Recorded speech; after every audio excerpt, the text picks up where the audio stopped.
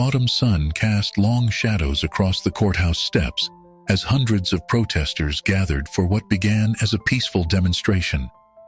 The crowd's diverse faces reflected the community's makeup, their signs swaying gently in the breeze.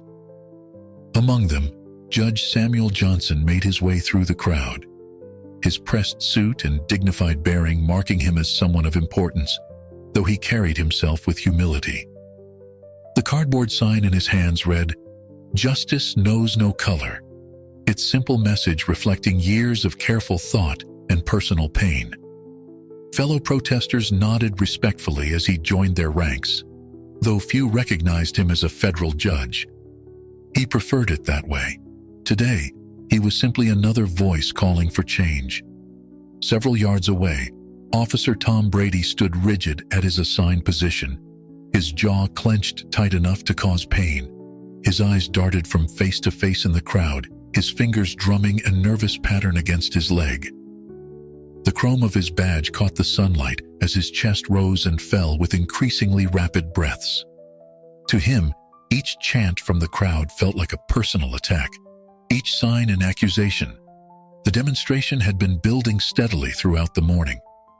Church groups stood alongside student activists, their voices joining in calls for police reform. The atmosphere remained charged but controlled, with organizers moving through the crowd, ensuring everyone maintained the peaceful nature of the protest. Tom's radio crackled with routine check-ins from other officers positioned around the courthouse. Each time he responded, his voice grew tighter, more strained. His fellow officers noticed his increasing agitation, but said nothing, attributing it to the general tension of the day. As the crowd's energy swelled, their chants grew louder. "No justice, no peace. Reform the police." The words echoed off the courthouse walls, creating a symphony of voices that seemed to press in from all sides. Samuel found himself near the front of the gathering, his sign held high above his head as he joined in the chants. The breaking point came suddenly. A group of younger protesters began a new chant, their voices rising above the others. "Who do you protect? Who do you serve?" Something in Tom snapped, his face contorted with rage as he broke formation, shoving his way through the crowd toward the source of the chants. Samuel, seeing the officers advance, stepped forward instinctively, perhaps hoping to de-escalate the situation. In that crucial moment, his judicial robes were absent, his federal badge hidden in his pocket. He was simply a black man, standing between an angry officer and the crowd. Tom's attack was swift and brutal. His baton connected with savage force, sending Samuel sprawling onto the concrete steps. As he fell, the impact dislodged his identification, the federal judge's badge skittering across the pavement like a dropped coin. The crowd fell silent for one terrible moment before erupting in horrified shouts. The scene froze in a tableau of horror. Samuel lying stunned on the ground, his sign crumpled beneath him. Tom standing over him, baton still raised, and the judge's badge catching the sunlight between them, its golden surface reflecting the sky above. In the seconds that followed, dozens of cell phones rose to capture the moment, their lenses recording the instant when one man's rage collided with another's dignity, setting in motion events that would reshape both their lives. Within hours of the incident, smartphone footage of Tom's assault on Samuel flooded social media platforms. The videos spread like wildfire, each showing the attack from different angles, leaving no room for misinterpretation. The most damning footage captured the exact moment when Samuel's federal judge credentials became visible, transforming what might have been seen as just another incident into a national scandal. News networks picked up the story by nightfall. Their chyrons blared headlines like, "Federal Judge Assaulted at Police Reform Protest," and "Officer Attacks Federal Judge During Peaceful Demonstration." Security camera footage from the courthouse, released by authorities under intense public pressure, provided an even clearer view of the unprovoked attack. Social media metrics showed the videos being shared millions of times, with public figures and celebrities amplifying the message. In the sterile quiet of the hospital's private room, Samuel Johnson lay in his bed, the harsh fluorescent lights highlighting the bruising on his face. Medical monitors beeped steadily beside him as doctors diagnosed a concussion, 3 cracked ribs, and extensive bruising. His daughter, Sarah, sat beside him, her hands trembling as she adjusted his pillows for the 100th time. "Dad," Sarah whispered, her voice catching. "This is exactly what happened to Marcus." The weight of her words hung heavy in the room. Marcus, her brother, had died during a police encounter 3 years earlier. Samuel reached for her hand, wincing at the movement. The parallel wasn't lost on him. The same system that had taken his son had now turned its violence on him. Outside the hospital, reporters gathered in growing numbers. Their presence created an impromptu media village, complete with satellite trucks and camera crews. Hospital security had to establish a perimeter to maintain order as supporters began arriving, holding candlelight vigils that would continue through the night. Social media platforms erupted with hashtags, "Justice for Judge Johnson" and "Uyghurs Police Reform" now began trending nationally. Activist groups seized the moment, organizing protests in major cities across the country. The image of a federal judge, a pillar of the justice system, being struck down became a powerful symbol that transcended typical political divisions. Sarah's phone buzzed constantly with messages of support and media requests. She fielded calls from civil rights leaders, politicians, and fellow activists, all wanting to speak with her father. Through it all, Samuel remained thoughtful, even as pain medication clouded his thoughts. He recognized that this moment, however painful, presented an opportunity for real change. "We need to be strategic," he told Sarah, his judicial mind already working through the implications. "This isn't just about me anymore." He thought about all the cases he'd presided over, all the times he'd heard testimony about police misconduct. Now he had become part of the story he'd spent his career trying to address from the bench. The hospital television showed endless coverage of protests erupting in cities nationwide. In New York, Chicago, Los Angeles, and dozens of other cities, people took to the streets. The movement that had been building for years found new momentum in this latest example of police brutality, one that couldn't be dismissed or explained away. As night fell, Samuel watched the coverage with growing resolve. Despite his injuries, despite the fear in his daughter's eyes, he knew he had to transform this moment of personal trauma into something meaningful. The system he'd served faithfully for decades had revealed its flaws in the most personal way possible. Now, he had a platform and a responsibility to speak out. 1 week after the incident, Samuel Johnson sat in a community center conference room, his ribs still bandaged beneath his suit. Around the table sat a diverse group of community leaders, religious figures, civil rights attorneys, grassroots organizers, and reformed police officers. The meeting had been carefully organized, each participant chosen for their experience and commitment to meaningful change. "We need to move beyond anger," Samuel stated, his voice still carrying the authority of the bench despite his injuries. "Rage is justified, but it won't build the bridges we need." He spread out various documents on the table, statistics on police brutality, draft legislation proposals, and training reform recommendations. The group began methodically working through each item, developing a comprehensive strategy for reform. Meanwhile, across town, Officer Tom Brady sat alone in an internal affairs interview room. The stark fluorescent lights emphasized the dark circles under his eyes, evidence of sleepless nights since the incident. The department had placed him on immediate administrative leave, his badge and gun surrendered. As investigators questioned him about his actions, Tom's usual defensive posture began to crack. "Tell us about your childhood in South Boston," the investigator prompted, having discovered concerning patterns in Tom's background. The question triggered a flood of memories: his father's drunken racist rants, the neighborhood's tribal mentality, the unspoken rules about who belonged and who didn't. Tom found himself speaking about things he'd never addressed in his 15 years on the force. The investigation uncovered a history of complaints against Tom, mostly dismissed or buried in bureaucratic procedures. Each incident revealed a pattern of targeting minorities, though none had been as dramatic as the assault on Judge Johnson. The department's internal review process itself came under scrutiny, exposing systemic failures in officer accountability. Back at the community center, Samuel's coalition began taking shape. They organized working groups focused on specific areas: legislative reform, community outreach, police training overhaul, and victim support services. Samuel's legal expertise proved invaluable in crafting proposals that could withstand legislative and judicial scrutiny. "We need to understand the root causes," Samuel explained during a particularly intense discussion. "This isn't just about individual officers. It's about a culture that enables and protects them."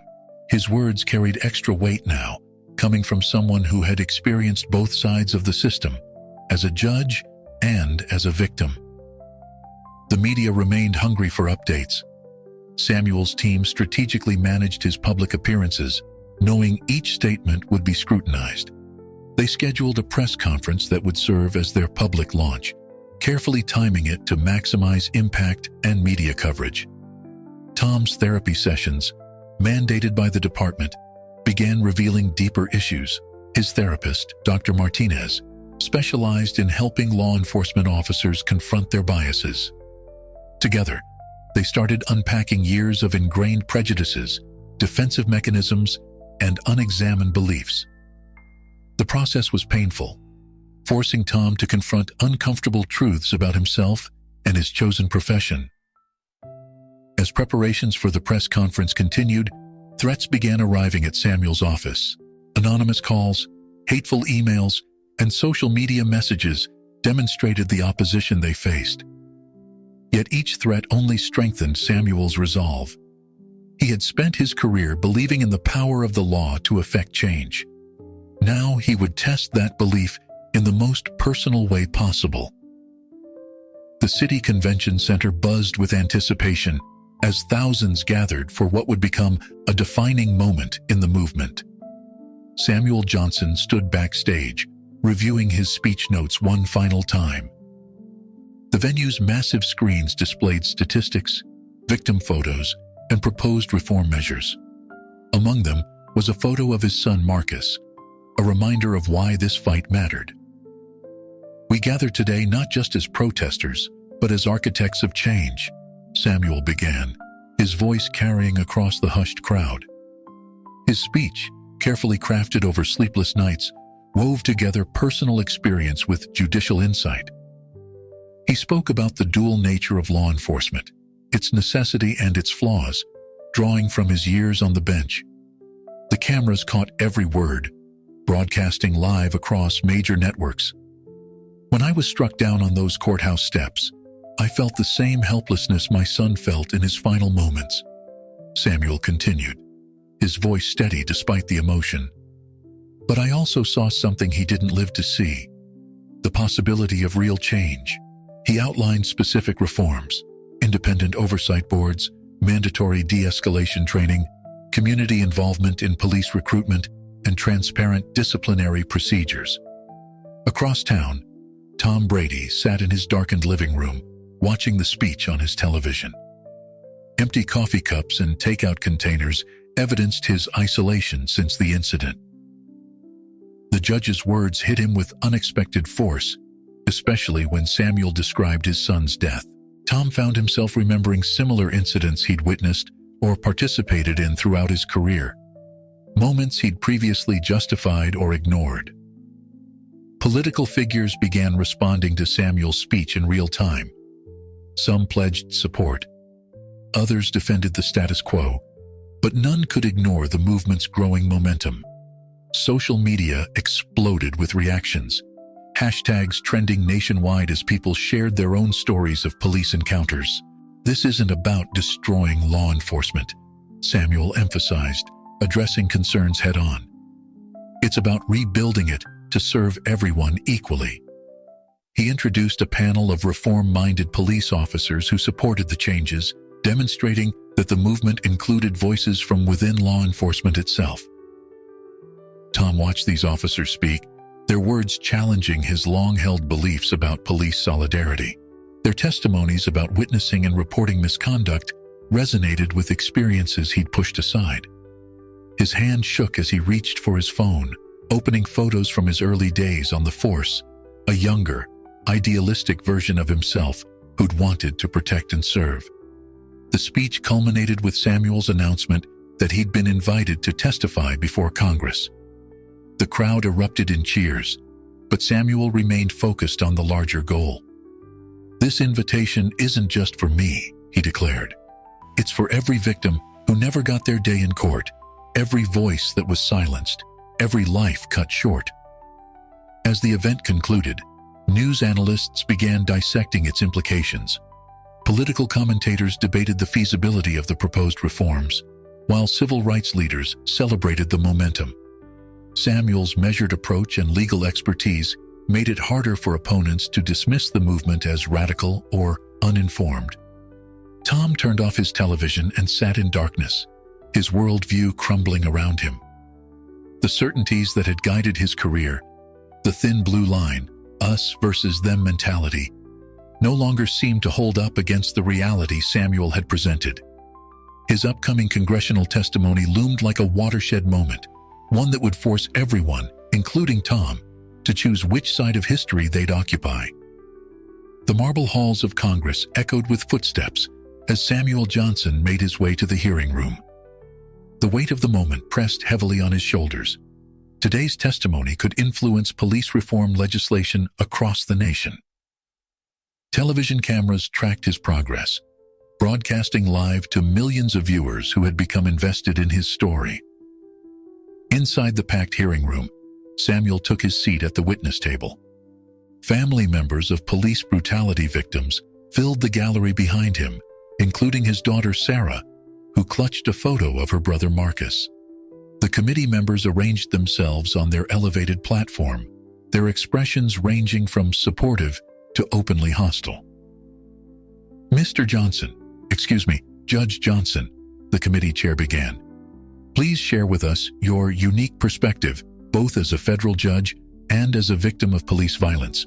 Samuel leaned toward the microphone, his voice steady as he began the testimony he'd prepared for weeks. I appear before you today wearing multiple badges of identity, he began. I am a federal judge who has upheld our laws for 2 decades. I am a father who lost his son to police violence. And now, I am a victim who refuses to be silenced. He proceeded to detail not just his own assault, but the systemic issues he'd observed from the bench, patterns of behavior that repeated across countless cases. Meanwhile, Tom Brady sat in his therapist's office, watching the live broadcast on a tablet. Dr. Martinez observed his reactions carefully, as Samuel described the psychological impact of police brutality on communities of color. Tom's hands clenched and unclenched as he listened to testimony that challenged everything he'd been taught to believe. What's going through your mind right now, Tom? Dr. Martinez asked quietly. Tom struggled to find words for the confusion and shame churning inside him. Their sessions had been peeling back layers of inherited prejudice, revealing the scared child who'd learned to hate because hate felt like power. Back in the hearing room, Samuel shared concrete examples of successful police reforms from various jurisdictions. He presented data showing reduced violence, improved community relations, and better outcomes for both citizens and officers. His judicial experience lent credibility to his proposals, making it harder for opponents to dismiss them as impractical. The questioning began, with some committee members trying to undermine his credibility while others sought to strengthen his points. Samuel remained composed, drawing on years of courtroom experience to maintain his dignity under pressure. When one congressman suggested he was being too emotional about police reform, Samuel's response became instantly quotable. If watching your child die doesn't deserve emotion, sir, what does? In the therapist's office, Tom began to speak about his own father. a man who taught him that strength meant dominance and that difference meant danger.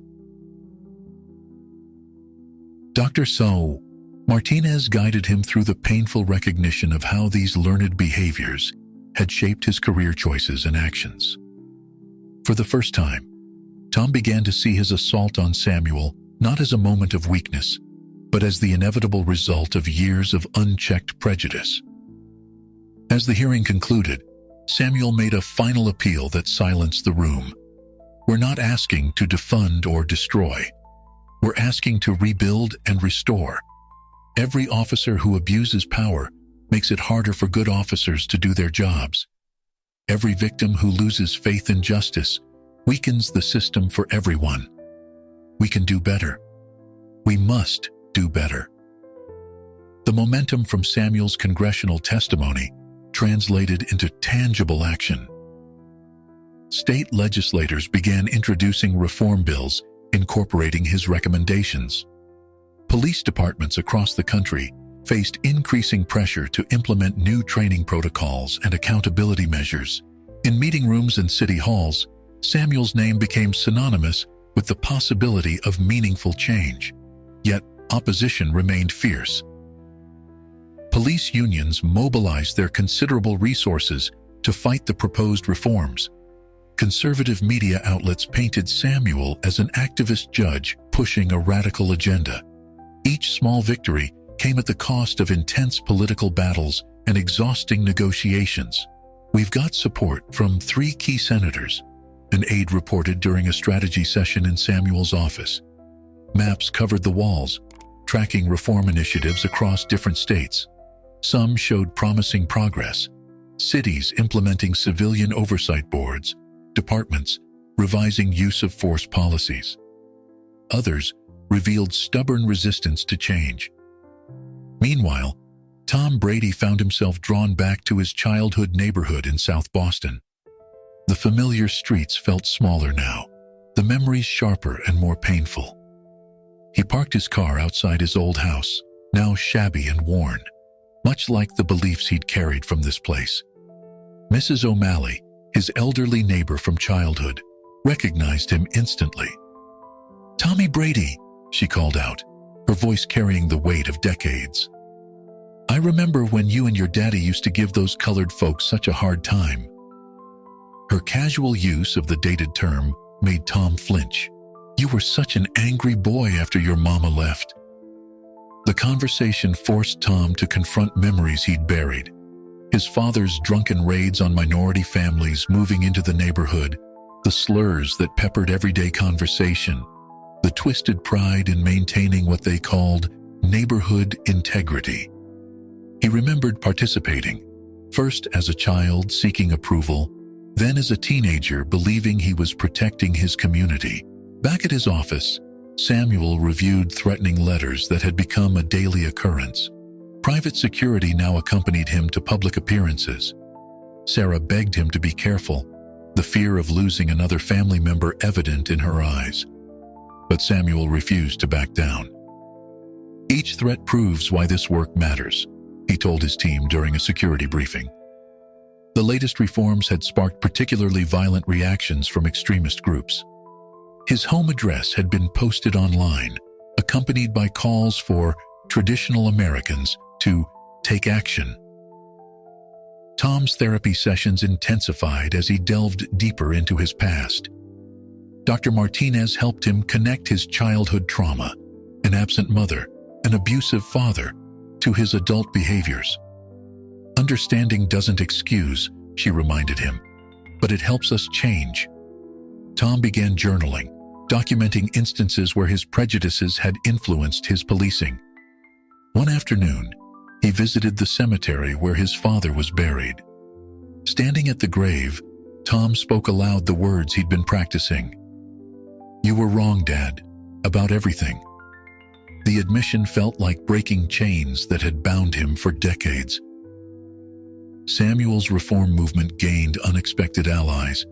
Several police chiefs publicly endorsed his proposals, arguing that better trained, more accountable officers meant safer communities for everyone. But these endorsements came with professional costs. One chief was forced to resign after facing backlash from his department. Change comes at a price, Samuel reminded his supporters during a particularly difficult meeting. But maintaining the status quo costs even more. The photos of victims that lined his office walls, including his son Marcus, testified to the truth of those words. The community center gymnasium had been transformed into a forum for truth-telling. Rows of chairs faced a small stage where Samuel Johnson sat alongside other community leaders, listening as people stepped forward to share their experiences with police brutality. The stories flowed like a river of pain. Mothers who'd lost children, professionals humiliated during routine traffic stops, young people forever changed by violent encounters. "My name is Angela Martinez," a middle-aged woman began, her voice trembling. "2 years ago, my son was killed during a wellness check. He was having a mental health crisis, and instead of getting help, he got 5 bullets. The room fell silent as she described how the system had failed her family at every turn, from the initial response to the subsequent investigation that cleared all officers involved. Samuel took detailed notes during each testimony, building a comprehensive record of systemic failures. These stories would become ammunition in the fight for reform, each one representing a crack in the foundation of a broken system. But more than that, they validated his own experience, proving that his assault wasn't an isolated incident, but part of a larger pattern. Across town, Tom Brady thrashed in his bed, caught in the grip of a recurring nightmare. In his dream, he was simultaneously his adult self and the scared child who'd watched his father terrorize their neighbors. The faces of people he'd harassed, arrested, or abused over his career merged with memories of his father's victims. He woke up sweating, the ghost of his father's voice echoing in his head. "You keep them in line, boy. That's what makes you a man." The words that once guided his actions now made him physically ill. Tom stumbled to the bathroom, barely making it to the toilet before vomiting. Dr. Martinez had warned him about this phase of therapy, when suppressed memories and emotions would surface with devastating force. "Your psyche is processing years of trauma," she'd explained, "both what you experienced and what you inflicted on others." Tom spent the rest of the night writing in his journal, documenting every instance he could remember where he'd abused his authority. At the community forum, Samuel called for others who had suffered injustice to come forward. "Your stories matter," he declared. "Each voice adds strength to our demand for change." The response was overwhelming. People lined up for hours, some traveling from other states for the chance to be heard. A young officer, recently resigned from a nearby precinct, approached the microphone. "I lasted 8 months on the force," she said. "I reported excessive force used by my partner. The next day, my backup was mysteriously delayed during a dangerous call." Her testimony highlighted how the system punished those who tried to reform it from within. Tom watched recordings of these testimonies on his laptop, each story hitting him like a physical blow. He recognized himself in the officers being described: the casual cruelty, the unquestioned authority, the belief that their actions were justified. His therapy sessions became more intense as he worked through his role in perpetuating the cycle of violence. Samuel concluded the forum with a powerful call to action. "We're building more than a movement," he announced. "We're creating a record that cannot be ignored or denied. Every story shared here becomes part of our collective demand for justice." The crowd responded with a standing ovation, but Samuel noticed the empty threats he'd received that morning weighing heavy in his pocket. The National Convention Center buzzed with anticipation as thousands gathered for what media outlets had dubbed the Justice Summit. Samuel Johnson's movement had grown beyond anyone's expectations, attracting civil rights leaders, reform-minded police officials, and politicians from across the political spectrum. Security was tight, with both uniformed and plainclothes, officers scanning the crowd for potential threats. Backstage, Samuel reviewed his speech one final time. The event would be broadcast live across all major networks, and his words needed to strike the perfect balance between urgency and hope. Sarah adjusted his tie, her hands trembling slightly. The death threats had increased in recent weeks, becoming more specific and credible. "We've identified several extremist groups planning to disrupt the event," his security chief reported. "But we're more concerned about lone actors." The words hung heavy in the air, everyone remembering the assassinations that had silenced other civil rights leaders throughout history. Meanwhile, Tom Brady faced his own crucible. The police department's internal investigation had concluded, recommending his termination. Social media had branded him the face of police brutality, his assault on Samuel playing endlessly on news channels. Some fellow officers considered him a traitor for his recent public statements acknowledging systemic racism in law enforcement. "Your story matters too, Tom," Dr. Martinez had told him during their latest session. "Your journey from perpetrator to penitent could help others confront their own biases." Tom had begun speaking at police training sessions, sharing his path from inherited racism to painful self-awareness. Some officers walked out in protest, but others stayed, recognizing their own struggles in his words. Samuel took the stage to thunderous applause. Screens behind him displayed a powerful montage, historical civil rights protests, alongside contemporary demonstrations, showing how the struggle for justice continued across generations. His speech wove together themes of accountability, transformation, and hope. "We stand at a crossroads," Samuel declared, his voice carrying to every corner of the vast hall.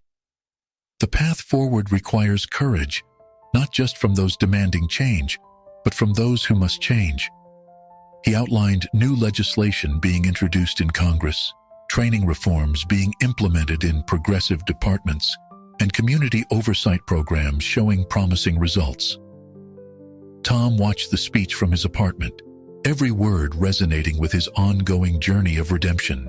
His phone buzzed constantly with messages from other officers struggling with their own revelations about systemic racism. He'd become an unexpected bridge between the old guard and the reform movement. The atmosphere grew tense when counter-protesters began gathering outside the convention center. They carried signs defending traditional policing and denouncing Samuel as an enemy of law enforcement. Some wore tactical gear and displayed weapons, testing the limits of open-carry laws.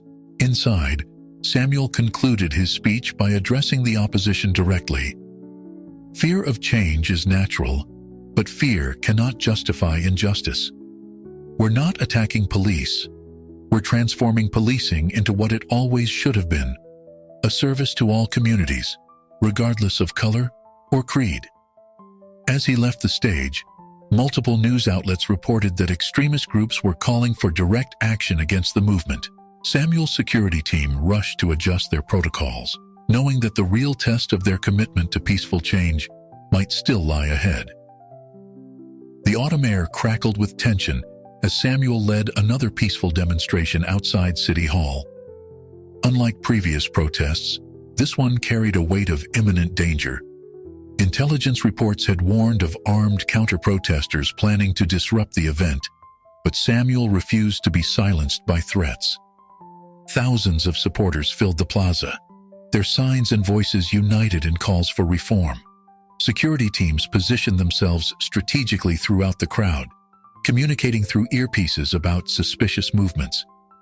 Sarah watched from nearby, her heart racing every time she lost sight of her father in the sea of people. The first sign of trouble came when a group of masked individuals began pushing through the crowd's outer edges. They carried crude weapons poorly concealed under jackets, their intentions clear in their aggressive movements. The police presence, already thin due to department politics, seemed to withdraw further as tension mounted. Tom Brady, watching the live coverage from his apartment, recognized the tactics being employed by the agitators. He'd seen similar scenarios play out before, usually ending in violence that would be blamed on the peaceful protesters. Without fully processing his decision, he grabbed his keys and headed for his car. "We will not be moved by intimidation," Samuel declared through the megaphone, even as his security team urged him to end the demonstration.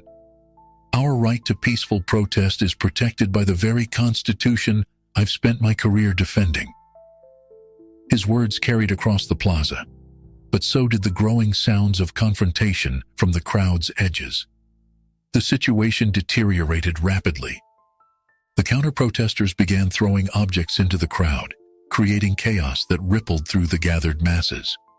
Samuel's security team tried to form a protective barrier around him, but the surging crowd made it difficult to maintain position. Tom arrived at the scene, his former police training helping him assess the situation quickly. He spotted several familiar faces among the agitators, former colleagues who'd been dismissed for misconduct. Their presence confirmed his worst fears about the nature of the threat. Without his badge or uniform, Tom pushed through the crowd toward Samuel. He arrived just as one of the masked agitators broke through the security line, wielding a metal pipe.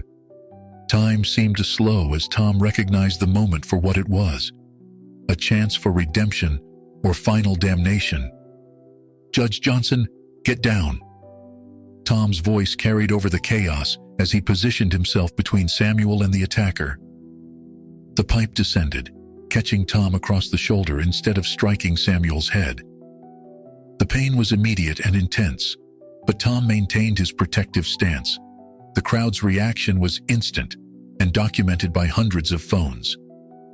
The man who had once been vilified for attacking the judge was now putting his body on the line to protect him. The imagery was powerful. A former aggressor transformed into a defender. Security teams and police finally converged on the scene, subduing the immediate threats. Samuel, despite his team's protests, moved to help Tom, who was now sitting on the ground clutching his injured shoulder. Their eyes met in a moment of profound recognition. Two men whose lives had become inextricably linked by violence, now connected by protection. The aftermath of the attempted attack transformed both men's stories in unexpected ways. Hospital corridors buzzed with activity as Tom received treatment for his injuries, including a fractured shoulder and several cracked ribs. Outside his room, media crews camped out, eager to document this dramatic turn in the narrative. Samuel sat in the hospital waiting room, wrestling with conflicting emotions. The man who had once brutally attacked him had now saved his life, complicating his understanding of justice and redemption. Sarah watched her father carefully, recognizing the familiar expression he wore when contemplating a particularly challenging legal decision.